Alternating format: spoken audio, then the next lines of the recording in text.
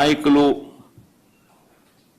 మా పార్టీ నాయకులపై చంద్రబాబు నాయుడు గారు పెడతా ఉన్న తప్పుడు కేసులు నిజంగా చూస్తే ఆశ్చర్యం కలిగిస్తాయి.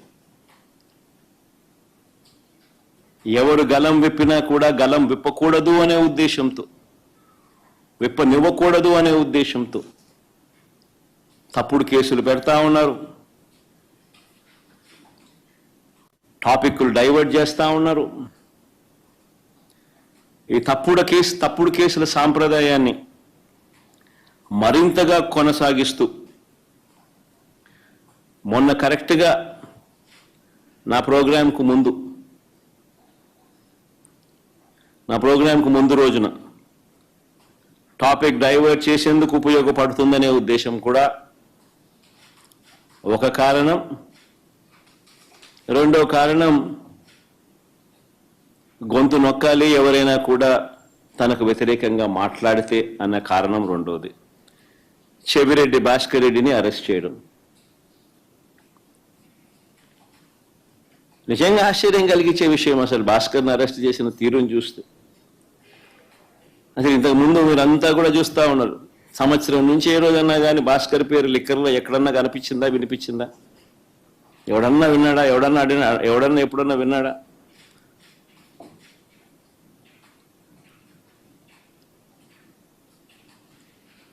భాస్కర్ని ఇరికిచ్చేందుకోసం తప్పుడు సాక్ష్యాలను క్రియేట్ చేస్తూ ఉన్నారు.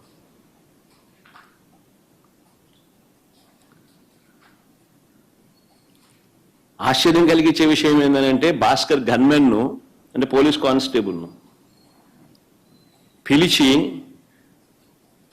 భాస్కర్కు వ్యతిరేకంగా లిక్కర్ స్కామ్ ఏదో ఉంది అని, ఆ లిక్కర్ స్కామ్లో తాను ఏదో ఇన్వాల్వ్ అయి ఉన్నాడని, ఆ లిక్కర్ స్కామ్లో తాను డబ్బులు ఏదో ఉన్నాయని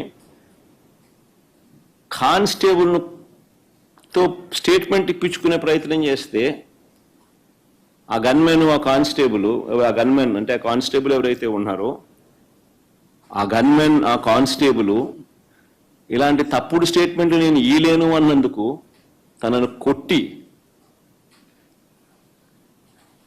చిత్రహింసలకు లోను చేస్తే ఆ దెబ్బలు తిన్న కానిస్టేబుల్, సిట్టింగ్ కానిస్టేబుల్, డ్యూటీలో ఉన్న సిట్టింగ్ కానిస్టేబుల్, దెబ్బతిన్న కానిస్టేబుల్ ఏకంగా వీడియో తీసి తనకు తగిలిన దెబ్బలన్నీ చూపిస్తూ, ఆ దెబ్బలను డిస్ప్లే చేస్తూ, జరిగిన సంఘటన తాను చెబుతూ డీజీపీకి లేఖ రాసి గవర్నర్కు, ప్రెసిడెంట్ ఆఫ్ ఇండియాకు లేఖలు పంపించినాడు.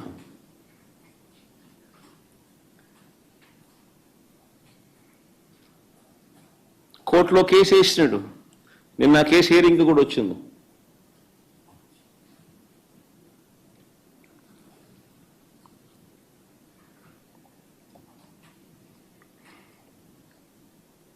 ఆశ్చర్యం కలిగించే విషయం ఇదంతా నిజంగా. చెవిరెడ్డి భాస్కర్ రెడ్డి పేరు సంవత్సరంగా ఎప్పుడు చూస్తా ఉన్నాం. ఏ రోజు కూడా కనీసం ఎప్పుడు దీంట్లోకి ఎప్పుడు ఎవరు ప్రస్తావించిన కూడా లేదు. గతంలో కూడా ఎప్పుడు సడన్ గా భాస్కర్ పేరు తీసుకొచ్చారు. ఇప్పుడు సడన్ గా భాస్కర్ ఇరికిచ్చేదానికోసం సడన్ గా ఒక కొత్త క్యారెక్టర్, ఇంకొక కానిస్టేబుల్ ఏమన్నా గిరి అని ఇంకొకరిని తీసుకొచ్చినాడు. అంటే ఒకడు విన్నాడు, ఒకడు వినలా. గిరి అని ఇంకొక కానిస్టేబుల్ తీసుకొచ్చాడు. ఆయనతో గిరి అనే వ్యక్తితో భాస్కర్ మాట్లాడినాడంట. ఆబ్వియస్లీ తన దగ్గర ఉన్న గన్మెన్ ఎవడు మాట్లాడతాడు. ఎక్కడికి పోతున్నావు, వస్తున్నావా, ఎక్కడున్నావు, వస్తున్నావా, ఎప్పుడు వస్తున్నావు, ఏం చేస్తున్నావు, నేను ఇక్కడికి పోతున్నావు, నువ్వు ఎక్కడున్నావు, ఏదో మాట్లాడి ఉంటారేమో. మామూలు సహజంగానే జరుగుతాయి.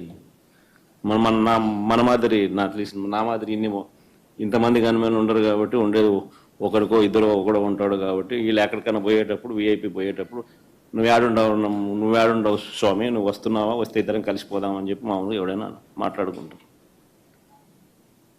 నేను ఆశ్చర్యం చెప్పేది, ఫోన్లో మాట్లాడిన ఎక్కువసార్లు ఫోన్లో మాట్లాడినారు. అంటే నీ డ్రైవర్తో కానీ నీ ఇంట్లో ఎవరితో ఉన్నా కానీ ఎక్కువసార్లు మాట్లాడితే చాలు, అది చాలు. ఆ మనిషిని పిలుచుకొని రావడం, ఆ మనిషితో ప్రలోభాలు పెట్టడం, ఆ మనిషిని లేదా భయపెట్టడం, ఆ మనిషితో తప్పుడు స్టేట్మెంట్లు నీ ఇష్టం వచ్చినట్టుగా ఇప్పించడం, ఆ ఇప్పించిన స్టేట్మెంట్ ఆధారంగా ఈయనను అరెస్ట్ చేయడం. నిజంగా ఏం జరుగుతూ ఉంది ఇది? అదే మాదిరిగా ఇప్పించే ప్రయత్నం ఇంకొక కానిస్టేబుల్ మీద కూడా చేస్తే, ఇంకొక కానిస్టేబుల్ ఇష్టపడకపోతే ఆ మనిషిని కొట్టే స్థాయిలోకి వెళ్ళిపోతే, ఆ మనిషి ఏకంగా వీడియో తీసి జరిగిందంతా చెప్పి వీడియోను లెటర్ను ఏకంగా డీజీపీకి నుంచి ప్రెసిడెంట్ ఆఫ్ ది కంట్రీకి, గవర్నర్కు లేఖ రాసి కోర్టులో కేసు వేసినాడు. అంటే ఈ మాదిరిగా ఇరికియాలనుకుంటే ఎవరు తట్టుకోగలుగుతారు? ఎవరినైనా ఇరికిచ్చేసేయచ్చు. Where is the end for it? నిజంగా all what you require is government employee ఎవడో నీ గన్మెన్ ఎవడో ఒకటి పట్టుకుంటే చాలు. నెక్స్ట్ చంద్రబాబు నాయుడు దగ్గర, లోకేష్ దగ్గర పనిచేస్తాను గన్మెన్ ఒకటి దొరికితే చాలు. అది ఎట్ట గవర్నమెంట్లో ఎవడుంటే గవర్నమెంట్ కనుక అనుకూలంగా చెప్తారు. అంతే ఇంకా ఆ మనిషి ఈ మనిషి దగ్గర పనిచేస్తానంటే ఈ మనిషి ఆ మనిషి మీద వ్యతిరేకంగా చెప్పేస్తాడు. ఆ మనిషి ఆటోమేటిక్లీ ఆ మనిషి మీద నీ ఇష్టం వచ్చిన ఆరోపణ చేసేయచ్చు, మనిషిని ఎత్తుకొని వచ్చి జైల్లో పెట్టేసేయచ్చు. ఏంది ఇది? నిజంగా భాస్కర్కి జరిగిన పరిస్థితిని కానీ, లేకపోతే ఈ లిక్కర్ కేసులో జరుగుతూ ఉన్న దర్యాప్తు ప్రక్రియ కానీ, ఇవన్నీ కూడా చూస్తే నిజంగా సామాన్యుడు ఎవడు బతకలేడు.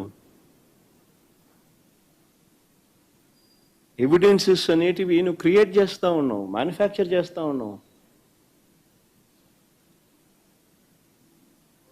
ఈ మాదిరిగా తప్పుడు సాంప్రదాయానికి నువ్వు నాంది పలుకుతే రేపు పొద్దున వ్యవస్థ బతుకుతుందా? నక్సలిజం అనేది ఇట్లాంటి దానిలో నుంచి పుడుతుంది. సామాన్యుడి మీద ఇట్లాంటి ఎవడన్నా ప్రదర్శిస్తేనే నక్సలిజం అనేది పుడుతుంది. నిజంగా రాష్ట్రాన్ని బిహార్ చేయడంలో ఎంతకన్నా గొప్ప లీడరు, గొప్ప నాయకుడు చంద్రబాబు నాయుడు కన్నా గొప్ప నాయకుడు ఎవడు ఉండడు. చివరికి ఆశ్చర్యం ఏం తెలుసా?